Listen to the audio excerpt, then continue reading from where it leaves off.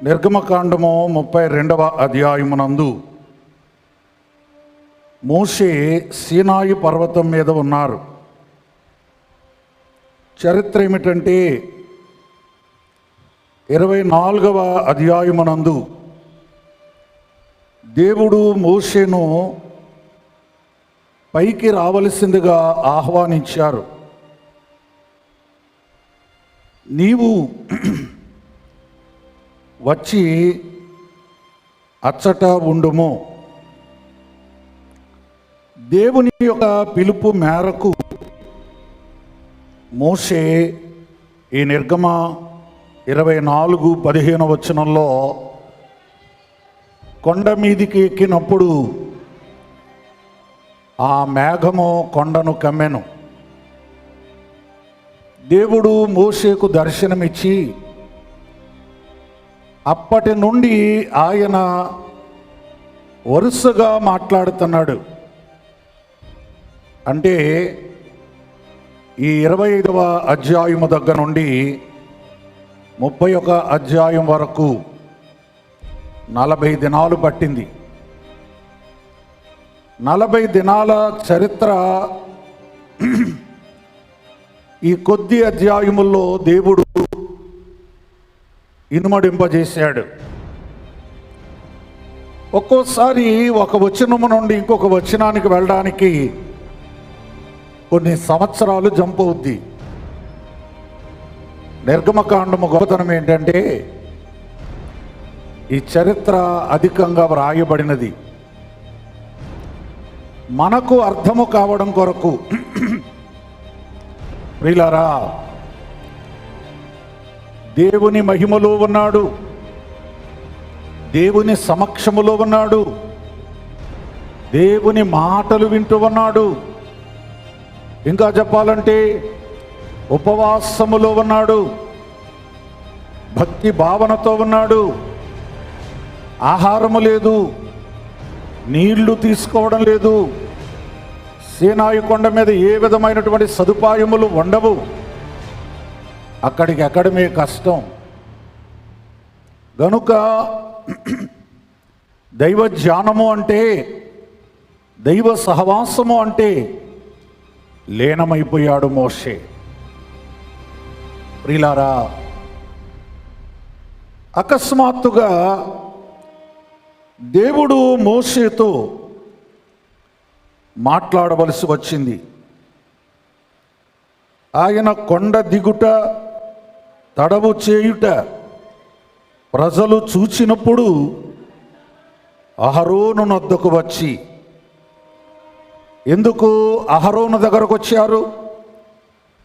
24వ అధ్యాయమునందు మోషే గారు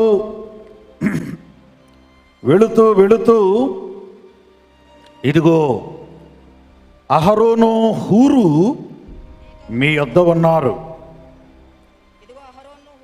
అది చదవండి గట్టిగా. ఇదిగో అహరోనును హూరును మీతో కూడా ఉన్నారు. చదువు. ఎవనికైనానో వ్యాజ్యము ఉన్న ఎడల మరి నాయకుడే. చడి చప్పుడు కాకుండా నేను వచ్చే వరకు దెబ్బలాడుకోవద్దు, గొడవలు పడొద్దు. వాళ్ళ సంగతి తెలుసు కదా, మనుషుల సంగతి మనకు తెలిసినప్పుడు ఏదో సెటప్ చేసి వెళ్ళాలా. మోషే గారు రాజ కుటుంబంలో నుండి వచ్చినవాడు. ఆయనకి తెలీదా పరిపాలన ఎలా ఉంటుంది, రాజులు ఎలా ఉంటారు, ప్రజలు ఎలా ఉంటారు? ఇన్ని తెలిసినోడి దగ్గర కొన్ని నాటకాలు సాగవు. అందుకే ఇద్దరిని మీకు అప్పగిస్తున్నాను నేను. ఒకటి అహరోను ఉన్నాడు. ఊరెవరమ్మా? ఊరెవరు అమ్మా చెప్పండి. మరి ప్రేల సభల్లో మీరు విని ఉంటారు. అదే పలానా వాళ్ళు భర్తనుకో టకీమని చెప్తావు. బైబిల్లో అడిగితే నోళ్ళు పెగలు, అది సాతానుగాడు నోళ్ళు ముగించేస్తాడు. కొంతమందికి సాతానుగాడు వార్నింగ్ ఇచ్చి పంపుతాడు. గుళ్ళో పాస్టర్ అడిగినప్పుడు నోరు ఎత్తావా నీ తర్వాత ఉంటుంది నీ సంగతి అని. దెబ్బకి మీరందరూ ఆడు మాట వింటారు కానీ పాస్టర్ మాట దేవుడి మాట వినరు. ఇంకా మళ్ళీ కిందకు వచ్చాక నీ ఇష్టం, ఎంత మాట్లాడుకుంటో మాట్లాడుకో. అందుకే నేను మరలా ఈ వాక్యం వింటాను. సో ఎవరు రిప్లై చెప్పారో కూడా నేను గమనిస్తూ ఉంటాను. అంత ప్రభావం మీ మీద పనిచేస్తుందో ఏమో నాకు తెలియదు. దేవుని బిడ్డ, మోషే 40 దినములు, 40 అనే సంఖ్యకు ఉన్న అర్థం ఏమిటంటే చెప్తారు ఎవరైనా? తర్బీదు. ఒక వ్యక్తికి ట్రైనింగ్ ఇవ్వాలంటే 2 రోజులు చాలదు, 4 రోజులు చాలదు. ఒక వ్యక్తికి ఏదైనా ఒక విషయములో బాగా నేర్పించాలంటే మినిమం 40 దినాలు కావాలి. అందుకే దేవుడు 40 దినములు అయ్యే వరకు ఆపాడు. దేవుని బిడ్డ, కొంత తర్బీదు వచ్చింది. 40 ముగియగానే సాతానుడు అలజడి రేపాడు. సాతాను పని ఏంటంటే, నీళ్లు ప్రశాంతంగా ఉన్నాయనుకో, ఒక రాయిస్తే ఆ నీళ్లు అల్లకొల్లోలమై గుండ్రంగా తిరుగుతా డిజైన్ కనబడుద్ది. ఒక కుటుంబము ప్రశాంతంగా ఉందనుకో, సాతానుడు ఒక రాయి వెయ్యాలి అని అనుకుంటాడు. ఇప్పుడు మీకు ఇంకో షాకింగ్ చెప్పనా? సంఘము ప్రశాంతంగా ఉందనుకో, అందులో ఒక విశ్వాసిని సాతానుడు పట్టుకొని దాంతో రాయి ఇస్తాడు. ఏదో అల్లకల్లోలం అల్లజడి జరగాల. సో వారందరూ కూడా అహరోను దగ్గరకు వచ్చారు. అయ్యా, మిమ్మల్నే కదా మాకు అప్పగించారు, కాబట్టి చదవండి. మాకు ముందర నడుచుటకు ఒక దేవతను మా కొరకు చేయుము. ప్రియులారా, దేవత కావాలి, దేవుడు కావాలి. ఐగుప్తులో ఏ వీధికి వెళ్ళినా బొమ్మలు కనబడుతూ ఉంటాయి. ప్రియులారా, ఈ అన్య దేశములలో వారు విగ్రహములను ఆరాధిస్తారని మనందరికీ తెలుసు. ఇప్పుడు ఏం కావాలంటే విగ్రహము కావాలి. దేవుని బిడ్డ, ఇవాళ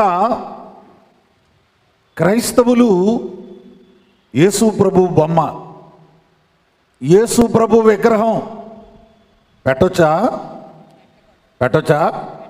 ఏ రూపమో వద్దన్నాడు ఆయన. గుళ్ళోనే బొమ్మలు పెడుతున్నారు. క్యాథలిక్కులాగా దేవాలయం నెత్తి మీద బొమ్మ పెడుతున్నారు. ఓకే, సిలువ పెట్టావంటే ఈ భారతదేశం లాంటి దేశంలో ఏదోటి కనబడితేనే కానీ దాన్ని గుడి అనరు. వీళ్ళకి అన్ని బొమ్మలు కావాలి. దేవుని బిడ్డ, పూర్వకాలమున బొమ్మలను లెక్క చేయని వారు మనం చూడలేదా? ఈ దానియేలు కాలంలో షడ్రగ అబేద్నెగో మేషాకులను మనం చూడలేదా? ఎస్, మనం చూచాం.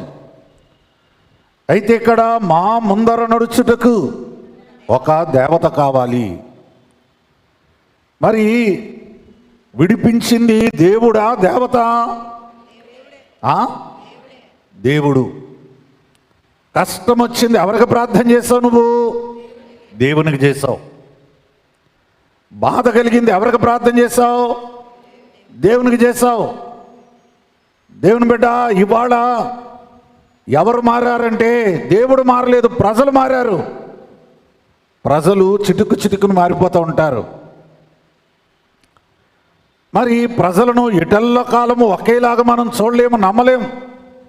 చాలా త్వరగా మారిపోతూ ఉంటారు. ఈ మారిపోయి దేవుని నుండి పారిపోయి వారు ఒక బొమ్మను చేయని అంటున్నారు.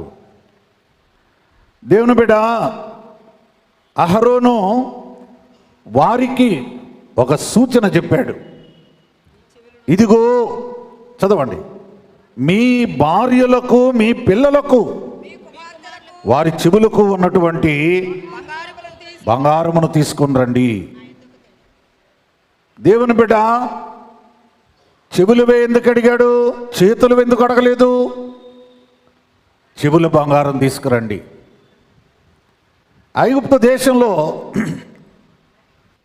చెవులకు దాదాపు అందరూ బంగారం పెట్టుకుంటారట.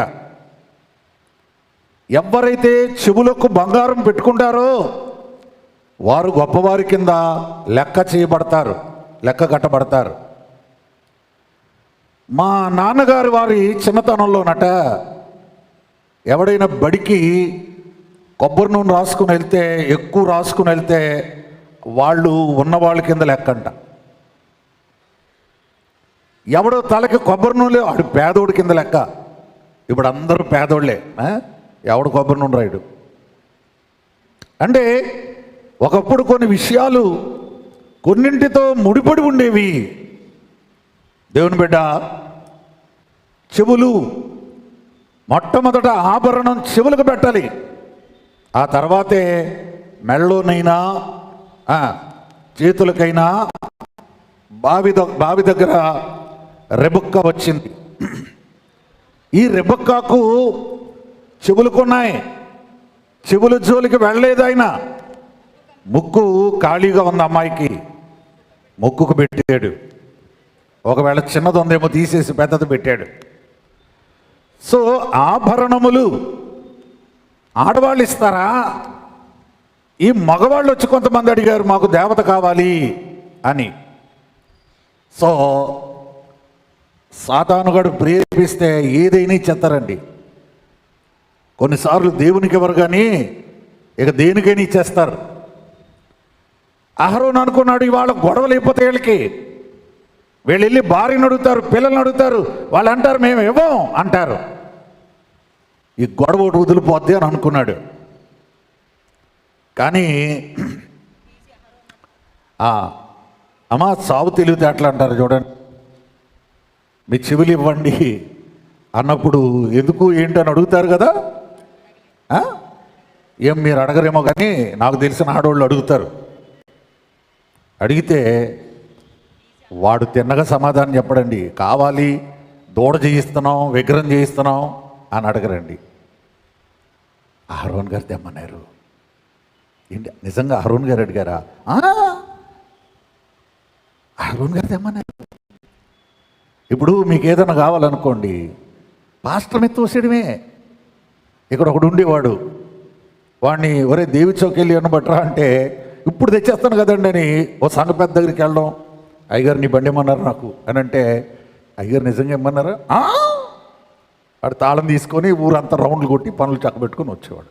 అయ్యగారు పేరు చెప్తే ఎందుకు ఎవరమ్మా? సో దైవజనుల పేరు వాడి కొన్ని తప్పిదములు చేస్తూ ఉంటారు. అహరోను అనుకున్నది ఒకటి, జరిగింది ఒకటి. కొన్నిసార్లు భక్తిలో నువ్వు అనుకున్నది ఒకటి, జరిగేది ఒకటి. అందుకే తొందరపడి భక్తి విషయాల్లో తొందరపడి మాట్లాడకూడదు. ప్రియులారా, వారందరూ కూడా బంగారమును తీసుకొచ్చారు. ప్రజలందరూ తమ చెవులున్న బంగారు పోగులు తీసి దానిని ఒక రూపము చేసినప్పుడు దూడగా మారెను. ద గోల్డెన్ క్యాఫ్, బంగారపు దూడ తయారైంది. దూడ అనగా అర్థం ఏంటి? దూడ. ఇవాళ దూడలే కదండి, దూడ అంటే పెయ్యే కదండి. ఇప్పుడు దాని మీద నడుస్తుంది ప్రపంచ స్టోరీ అంతా కూడా.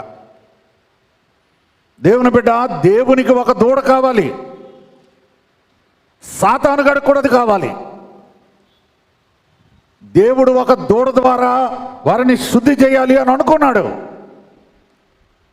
మరి దూడల చరిత్ర బైబిల్లో మనం చూస్తే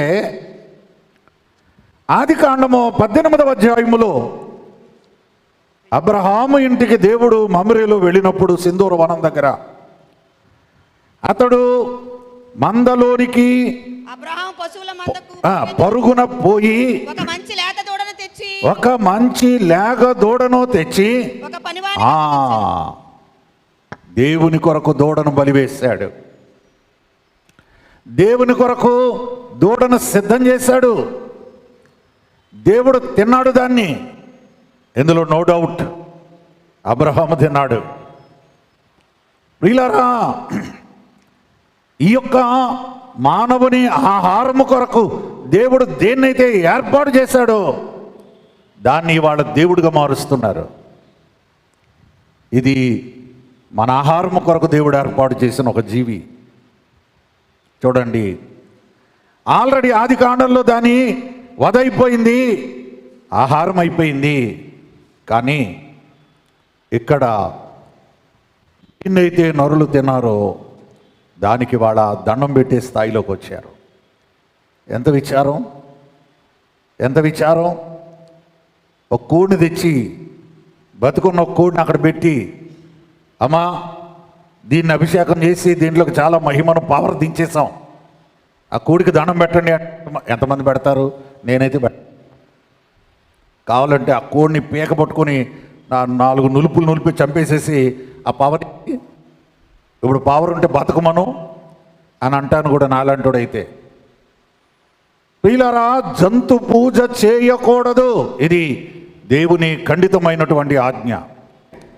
వాటికి శిక్ష చాలా బలంగా ఉంటుంది. ఇంకొక మాట, అహరోను చేసిన ఈ తప్పును బట్టంట అహరోను కొడుకులు 2 లేచిపోయారంట.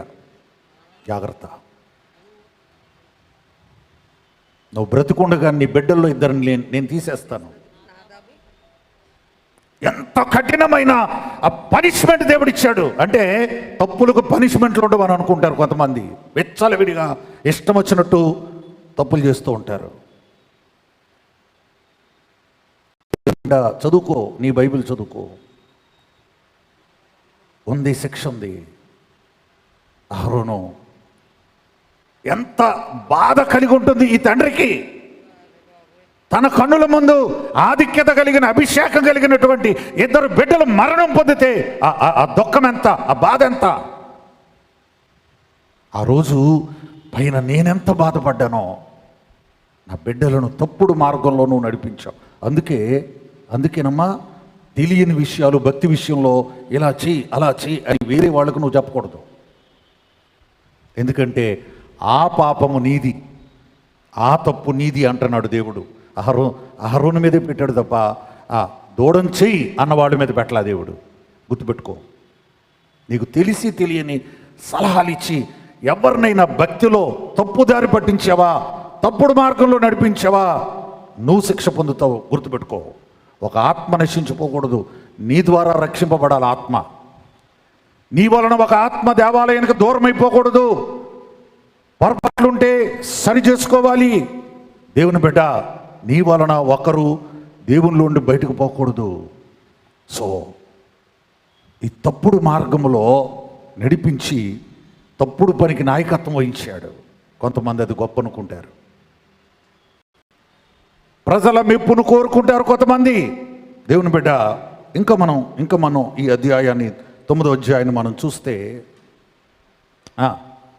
13వ వచనం చదవండి. 13వ వచనం.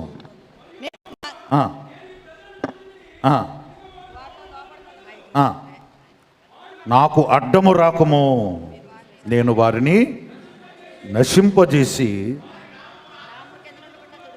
ప్రియులారా, ఎవరికి తెలుసు కొండ మీద జరిగిన చరిత్ర? దేవునికి మోషేకు మధ్య జరిగినటువంటి చరిత్ర. ఆయన అనుకున్నాడు ఇది టైం కాదు, చెప్పిన ఈ వెధవలకు ఇప్పుడు అర్థం కాదు. కొన్ని విషయాలు ఒక టైంలో చెప్తే ఎక్కువ బొరకే. కానీ ఒకరోజు కూర్చోబెట్టి ఆయన మాట్లాడుతున్నాడు. అరే, ఆ రోజు ఏం జరిగిందో తెలుసా అసలు మీకు? ఏంట్రా పెద్ద ఏదో పవిత్రులాగా మాట్లాడుతున్నారా? ఏం జరిగింది తెలుసా నీకు? మా ఊడినే దేవుడు లేపేయాలనుకున్నాడు, మీరెంత? మీకోసం నేను దేవునికి అడ్డంగా పడిపోయాను, మీకోసం. మా నాన్నగారు చెప్తూ ఉండేవారు, ఒక కాలంలోనట బైబిల్ మిషన్లో బిఏ సామ్యూల్ గారిని, నేను పేరు కూడా చెప్తున్నా, ఇంకా కొంతమందిని వాళ్ళ పేర్లు కూడా నాకు తెలుసు. అప్పుడు ప్రెసిడెంట్ గారు చార్లెస్ గారు వీళ్ళని బైబిల్ మిషన్లో వచ్చి తీసేస్తున్నాను అని అంటే, నాన్నగారు సుదర్శనయ్య గారు వెళ్ళి ఆయన కూర్చున్న దగ్గర అడ్డంగా పడుకొని, ఎందుకు తీసేస్తున్నావు కారణం చెప్తి అని అన్నాడు. అప్పుడు ఆయన అన్నాడు, సుదర్శన్ రావు, నువ్వు అడ్డు తప్పుకో, నువ్వు అడ్డు తప్పుకో, నువ్వు అస్సలు ఇందులో కలగ చేసుకోవద్దు, నేను అవన్నీ బయట చెప్పను అని అన్నాడట. కానీ అంటే గొడవలు అనేవి ఎప్పటి నుంచో ఉంటాయమ్మా, గొడవలు లేకుండా ఏ సంస్థలు ఉండవు.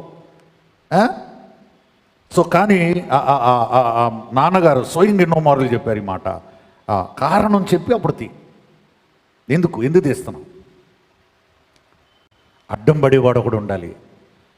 అడ్డం పడేవాడు లేకపోతే దేవుడు కూడా ఆగడు. దేవుని బిడ్డ, అహరోను కొరకు నేను అడ్డుగా దేవుని ముందు నిలబడ్డాను, మీ అందరి కొరకు అడ్డుగా నేను దేవుని ముందు నిలబడ్డాను. మరి నీ కొరకు అడ్డుగా ఎవరు నిలబడుతున్నారు? ఎవరు నిలబడి ఉంటారు? లేక ఇతరుల కొరకు నువ్వు అడ్డుగా నిలబడ్డా దేవుని దగ్గర? దేవుని బిడ్డ జాగ్రత్త. ఈ చరిత్ర, ఈ 32వ అధ్యాయపు చరిత్ర చాలా భయంకరమైనటువంటి చరిత్ర. కొంతే మనం ధ్యానం చేస్తున్నాం, కొంతే జ్ఞాపకం చేసుకుంటున్నాం. అహరోను చేసిన కార్యమునకు ఆయన దైవజనుడే కావచ్చుగాక, ఆయన గొప్ప ప్రధాన యాజకుడే కావచ్చుగాక, అభిషేకం పొందినవాడే కావచ్చుగాక, దేవుడు ప్రకటించి ఉండొచ్చుగాక, కానీ కొన్ని భాగ్యములు వారికి ఇవ్వబడలేదు. జాగ్రత్త. కనానుకు వారు వెళ్ళలేదు.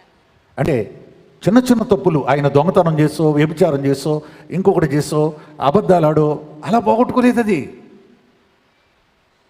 అర్థమైందా?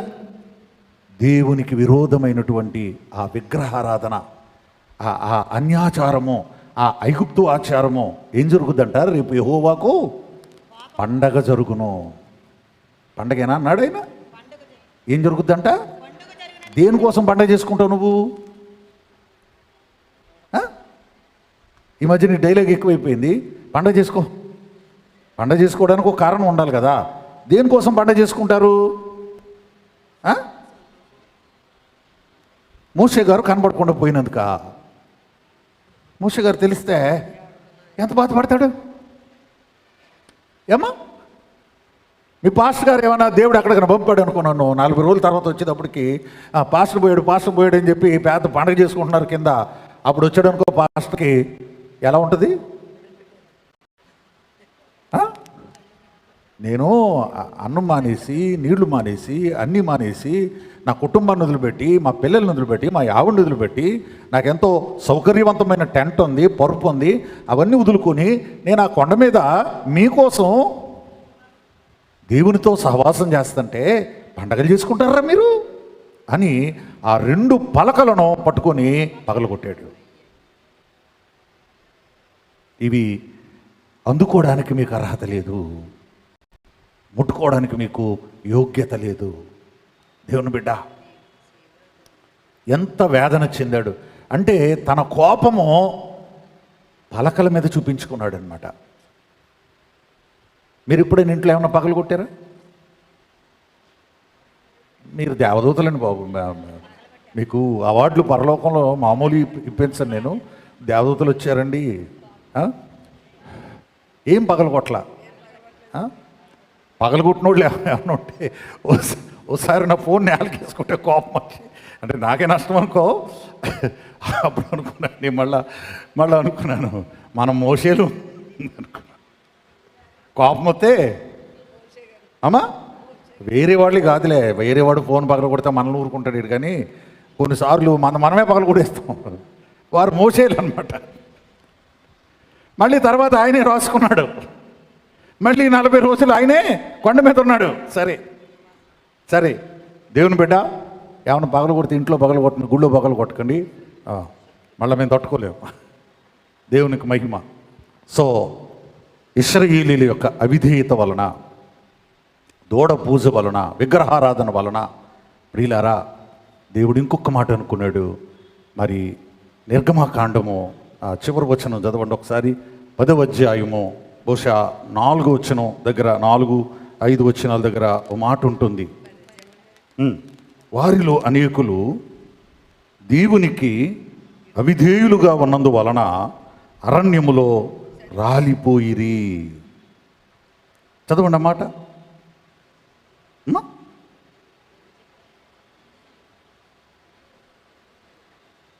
ఓహో, బైబిల్ మూసారా? మరి 4వ వచనం, 5వ వచనం దగ్గర, అయితే వారిలో ఎక్కువ మంది దేవునికి ఇష్టలుగా ఉండకపోయారు గనుక అరణ్యములో సంహరింపబడిరి. 1 కొరింథీ 10:5 నేను చదివిన మాట. విగ్రహారాధన చేసిన వాళ్ళు దేవునికి ఇష్టలు కాదు. బొమ్మలకు దండాలు పెట్టేవారు దేవునికి ఇష్టలు కాదు. దేవుని బిడ్డ, నాన్నగారు ఉన్న టైంలో జాగ్రత్తగా తెలుసుకోండి, ఇప్పుడు తగ్గినలే. నాన్నగారు ఉన్న టైంలో ఒక పాప ఏదో మెచ్యూర్ ఫంక్షన్ ఏదో జరుగుతుందంట. అమ్మలక్కలు తీసుకొస్తారు కదా ఆ పిల్లకి నడకరానట్టు, ఆ భుజం ఈ భుజం పట్టుకుని దాన్ని తీసుకొస్తూ ఉంటారు కదా. అప్పుడు నాన్నగారు కూర్చొని ఈ కార్యక్రమం నడిపిస్తుంటే ఆ పిల్ల ఇలా వచ్చిందంట. చేతిలో ఏముంటుంది? ఇంక సుదర్శనయ్య గారు మామూలు కోపం కాదు అయింది, ఎక్కడ పడితే అక్కడ తిట్టేస్తారు ఆయన. సో కబర్ కదే చేతిలో ఏం పెట్టమని బైబిల్ పెట్టావు. సో అది ఆ కూటంలో ఉన్నవాళ్ళు ఒకళ్ళు చెప్పారు నాకు, అలా నేర్చుకున్నాను నేను కూడా అన్నాడు అన్యాచారాలు సహించను. ఎందుకంటే దాని వలన నువ్వు పోగొట్టుకునేది ఏంటో నాకు తెలుసు. ఆగిపోవడమే. అన్యాచారాలు జోలికి వెళ్ళావా ఆపేస్తాడు. నువ్వు రక్షణ పొందావు, నువ్వు సముద్రం దాటావు, మేఘంలో బాప్తిసమైంది, ఇవన్నీ దేవుడు చూడలే. అందరినీ అరణ్యంలో ఎందుకు లేపేశాడు? ఈ విగ్రహమే, ఈ బంగారుతోడే. దేవుని బిడ్డ, అంటే విగ్రహారాధనలు అంటే దేవునికి ఎంత అసహ్యమో చూడండి. మచ్చుకు కూడా వారి పనుల్లో ఒక్కడు కూడా మనం చేయకూడదు. వాడి జోలికి మనం వెళ్ళకూడదు, వాటికి దండాలు పెట్టకూడదు, వాటిని పూజింపకూడదు. ప్రియులారా, ఆ అహరోను పోగొట్టుకున్నాడు. ఎవరు వెళ్ళారు? యెహోషువ వెళ్ళాడు. ఎందుకంటే ఆయనకి ఈ విగ్రహానికి సంబంధం లేదు. కాలేబు కూడా వెళ్ళాడు. బహుశా కాలేబు అపోజ్ చేశాడేమో, వద్దండి అన్నాడేమో, ఒక్కడైపోయాడు పాపం. అటువంటి వారిని దేవుడు వెళ్ళనిచ్చాడు. దేవుని బిడ్డ, సో దేవునికి అనుకూలమైన కార్యములు మనం జరిగిస్తూ అరణ్యములో దేవునిని బాధ పెట్టినటువంటి జనుల వలె కాకుండా దేవునిని సంతోషపెట్టిన జనుల వలె. ఏమండి? దేవునిని సంతోషపెట్టిన జనుల వలె. ఈ మధ్యన నాకు ఒక మంచి విశ్వాసం తగిలాడండి. నాకు చాలా సంతోషం అయిపోయిందనమాట. నేను ఈ వారంలోనే ఇందిరానగర్లో వాక్యం చెప్తున్నాను. ఆడెవడో ఐస్ క్రీమ్ గడు వచ్చి గంట టింగు టింగు టింగు టింగు ఆపట్లే. ఆడు గుడి దగ్గర మేళతాళ వాయిద్యములు వాయించరాదని జీవో ఉంది, గవర్నమెంట్ జీవో అది. ఒక టపాకాయలు వేయడం కానీ, బాంబులు కానీ, తారాజువ్వలు కానీ, మైక్ సెట్ సౌండ్ కానీ, అడ్వర్టైజ్మెంట్ కానీ ఏది చేయడానికి ఈ దేవాలయమే కాదు, ఏ దేవాలయం, మసీదు కానీ, హిందూ టెంపుల్ కానీ అధికారం లేదు ఎవరికి కూడా. కానీ కొన్ని చోట్ల బుద్ధి లేని జనాంగం ఆ గుడి దగ్గర మైకులు పెడతా ఉంటారు. ఆ గుడిలో, ఇందిరానగర్ గుడిలో కుమార్ రాజా అని ఓ మంచి విశ్వాసం ఉన్నాడు. ఈ అబ్బాయికి ఒళ్ళు మండి ఇలా కంటొట్టుకు వచ్చేసాడు అన్నమాట గుడిలోకి. బాబు నాకు గట్టిచ్చి వెళ్ళిపో, ప్రార్థన అయ్యాక అయ్యగారు బయటకు వెళ్ళిపోయాక అప్పుడు ఇస్తాను. మా కారు వెళ్తుంటే అప్పుడు తోసుకెళ్తున్నాడు బండి రాత్రి 10 గంటలకి, 9:30కి. మా డ్రైవర్ చెప్తున్నాడు, ఇప్పుడు దాకా అలాగా ఈగలు తోలుకుంటూ ఉన్నాడండి, ఆడి గంటకు వచ్చేసాడు లోపలికి. ఆహా, ఇంతకాలానికి ఒక మంచి విశ్వాసం దొరికాడు అనమాట. సో దేవుడు అన్నీ గమనిస్తూ ఉంటాడు. దేవుని బిడ్డ మేఘం ఎక్కాలి. ఏమెక్కాలి? మేఘం ఎక్కాలి. మేఘం ఎక్కాలంటే ప్రతి విగ్రహ సంబంధమైన వాటి పూజల సంబంధమైన ప్రతి దానికి నువ్వు దూరంగా ఉండాలి. ఈ రాత్రి ఈ వాక్యం నీకు అర్థమైతే నువ్వు సులువుగా మేఘం ఎక్కుతావు. అటువంటి ధన్యకరమైన భాగ్యము ప్రభు మనొక్కొక్కరికి దయచేయునుగాక. ఆమేన్.